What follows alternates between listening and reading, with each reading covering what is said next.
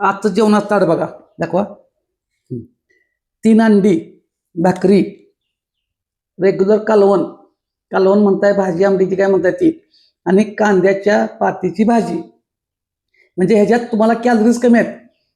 ह्याच्यात तेल कमी वापरायचं आहे, शेंगदाणा कूट खोबरं वगैरे वापरायचं नाही. वेट लॉसवाल्यांनी, ज्यांना वजनाकडे बघायचं नाही त्यांनी ते घेऊ शकता, काय अडचण येत नाही.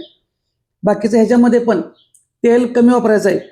आता ह्याच्यासोबत फायबरसाठी बघा, गाजर घेतलंय, काकडी घेतल्या, कांदा घेतलाय, अंडी मी पूर्ण डिलासहित घेतलेत. म्हणजे 6 6 2 12 तर 18 ग्रॅम प्रोटीन तर कव्हर झालं.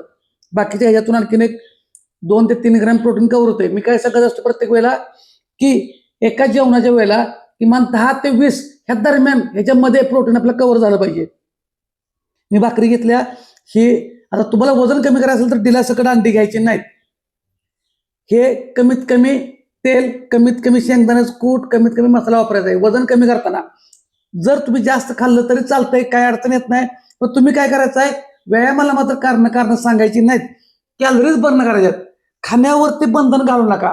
घरातलं खायला काय अडचण येत नाही, पण सातत्याने हालचाली करा. सकाळी उठल्यापासून आपले सगळे व्हिडिओ असतात व्यायामाचे, ते बघून व्यायाम करा, कॅलरीज बर्न करा. 100% रिझल्ट येतोय.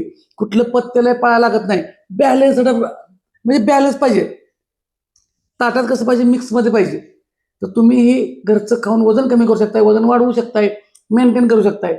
फक्त सातत्य पाहिजे, ते आपल्या लाईफस्टाईलचं. धन्यवाद.